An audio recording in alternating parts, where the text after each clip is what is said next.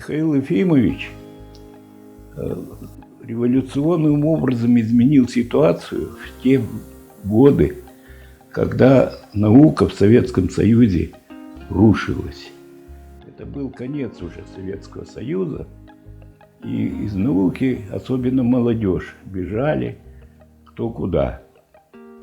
И Михаил Ефимович решительным образом оказал поддержку научным школам, которые существовали в то время здесь, в республике. И вот это, я считаю, можно сказать, обессмертило его. Поэтому ему мы должны быть благодарны за то, что он спас в какой-то степени, спас науку в те годы, когда она могла погибнуть совсем. Уникальная академия, такая же уникальная, как наша республика. И в нашей академии, на мой взгляд, в чем ее уникальность тоже, налицо синтез, очень плодотворный синтез гуманитарных, естественных, технических наук. И в числе членов от нашей академии были уникальные ученые. Я вот считаю честью для себя, что находился рядом с такими великими учеными, как Владимир Петрович Ларионов, Василий Васильевич Филиппов,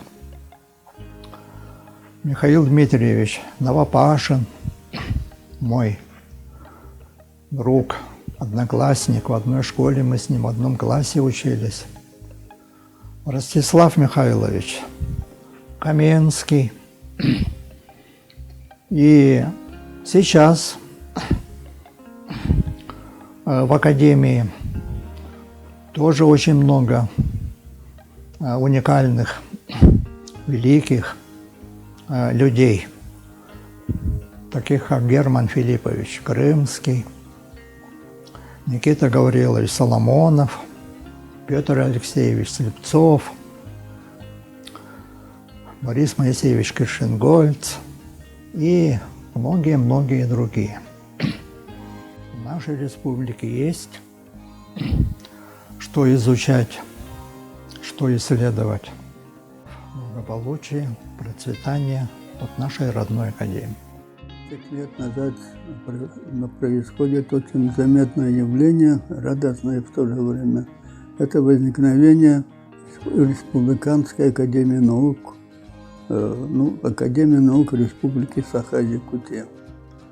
Вот. Ну и в этом плане, конечно, 30-летие – это не такой оживленный круг, который можно было праздновать в большом, как, например, 50-летие Минск-5. Но, тем не менее, идет процесс, связанный как раз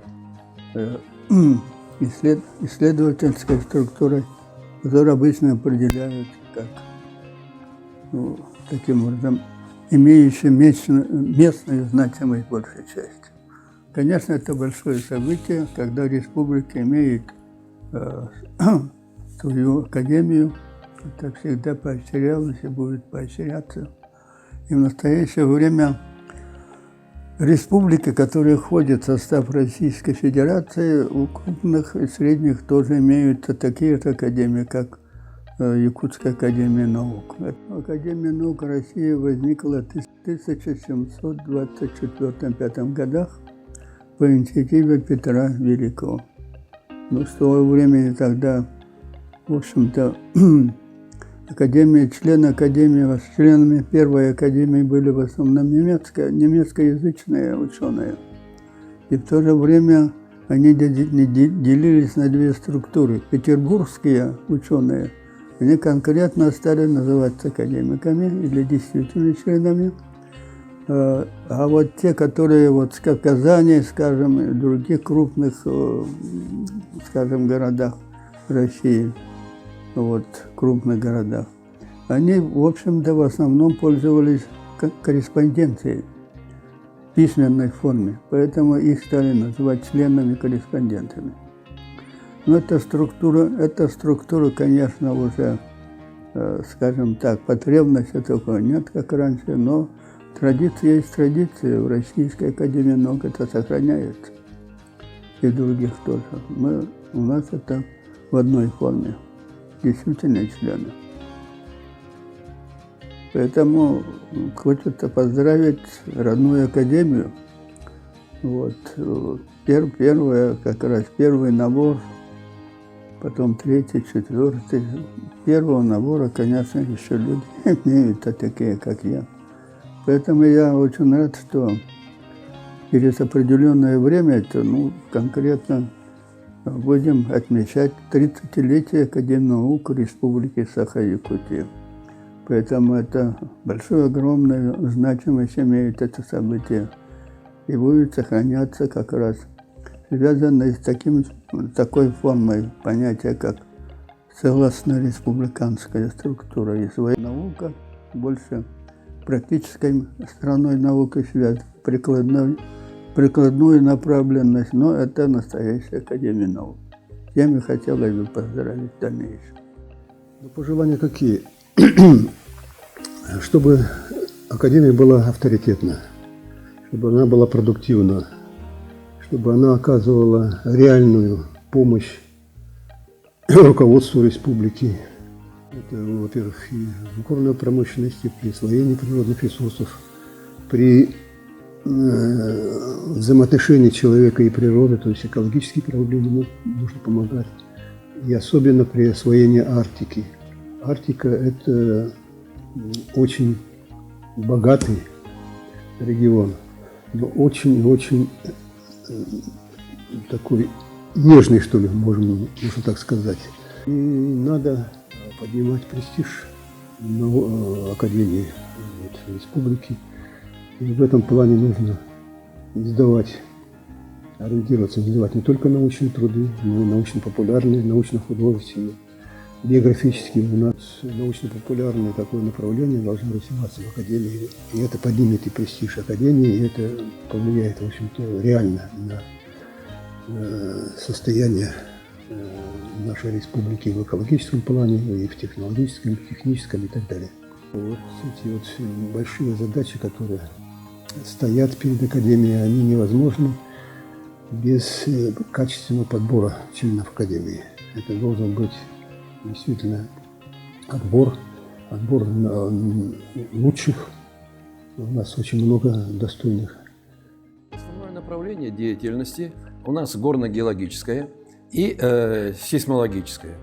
Мы выполняем ряд исследований именно в области сейсмобезопасности, не только на юге Якутии, но сейчас завершили отчет по госзаданию по районированию, сейсмобезопасности северных территорий республики и шельфа. Вы знаете, что сейчас много внимания уделяется освоению шельфа и северных территорий не только республики, но и всей страны. Поэтому в гуманитарном или же филологическом эти направления достаточно широко развиты, да? Но и другие направления, техническое, геологическое, то есть это была настоящая академия, которая объединяет все сферы деятельности. Импортозамещение, конечно, без научного обоснования, без научных разработок это было сложно. И поэтому мне кажется, что в Академии наук большое будущее. И к 30-летию, конечно, хотелось пожелать, чтобы она процветала, развивалась, и именно все направления деятельности были на высоте. Еще что хотелось подчеркнуть, что наука сейчас, конечно, востребованы прикладные исследования, но не нужно забывать о фундаментальных. Если мы забудем про фундаментальную науку, да, то через лет 10 прикладывать-то нечего будет, потому что основа всему является фундаментальная наука. Академия наук, она как раз является той структурой, которая должна поддерживать фундаментальные исследования. Научные исследования, которые будут проходить, они будут базироваться на молодежи, которая сегодня там будет воспитываться. Западный Якутский центр, в основном базируется в Мирном. Скоро тоже 20-летие ее будет, тоже юбилейное, потому что в 2005 году организован. Организован для того, чтобы координировать общую работу именно в регионе Западно-Якутске. Это действительно очень важный регион по всем полезным ископаемым. Ходят туда в основном структуры, где есть ученые. Это Политехнический институт, филиал Северо-Восточного университета. Это геологические предприятия, которые объединяют все. Это Якутнепроалмаз. Ну и, в общем-то, мы сейчас объединяем и другие учреждения образовательные, которые есть в сфере. Ну, в общем-то, где-то сотня кандидатов докторов работает в регионе. В основном проблемы пытаются решать научные, те, которые действительно актуальны для региона. Это и алмазно-добывающая промышленность, это нефтегазовая, ну и, в общем, другие направления, которые способствуют развитию района. Ну, проблемы, как всегда, с чем-то всегда они бывают, для того их и решают, потому что они появляются, их решают, продвижение идет вперед. Конечно, очень сложно в наше время науки, но тем не менее мы считаем, что в свое время организация Академии наук Западный Якутский центр это было довольно актуальная и сейчас мы подчеркиваем очень важная задача, потому что, в общем-то, помощь и в защитах оказывается, и помощь действительно в работе ученых, то есть координация такая произошла, и, в общем-то, мы, ну и, в общем-то, конечно, мы желаем, чтобы Академия наук продолжила тот курс, который был взят от Василия Васильевича, дальше продолжить то направление координации, объединения наук и решения важных народно-хозяйственных задач. И действительно, вот этому Академия довольно возможно делать и будет, я думаю, успешно решать. За 1,5 десятилетия Западно-Якутский научный центр состоялся. Дело в том, что вопрос об его организации, который, собственно, возглавил Николай Николаевич Зинчук, академик Академии наук Республики, он обратил внимание, что в Западной Якутии скопился очень большой научный потенциал, и который насчитывал десятки докторов наук и под сотню кандидатов наук. То, что было сделано, это хорошо известно по количеству монографий, статей, выпусков и так далее. А то, что предстоит, я думаю, что на сегодняшний день вместе с Алросой, вместе с академическими институтами, в первую очередь Институт геологии алмаза и благородных металлов, очень большие планы, перспективные планы. Поэтому мы вправе ожидать от Западно-Якутского научного центра новых таких прорывных идей, по которым можно будет судить о том, что действующий центр, филиал Академии наук, можно сказать, действующий, он развивается, и у него есть большое будущее. Именно тоже вот организует различные международные конференции, так, с привлечением и зарубежных ученых и так далее. Так. Очень много новое появилось там в связи с открытием Академии наук. 300 лет, на самом деле, это небольшой срок. Российская академия наук уже сотни лет работает так. Она является вот как раз главной для развития в течение многих лет науки, для развития на территории России. И она наука на уровне всей мировой науки.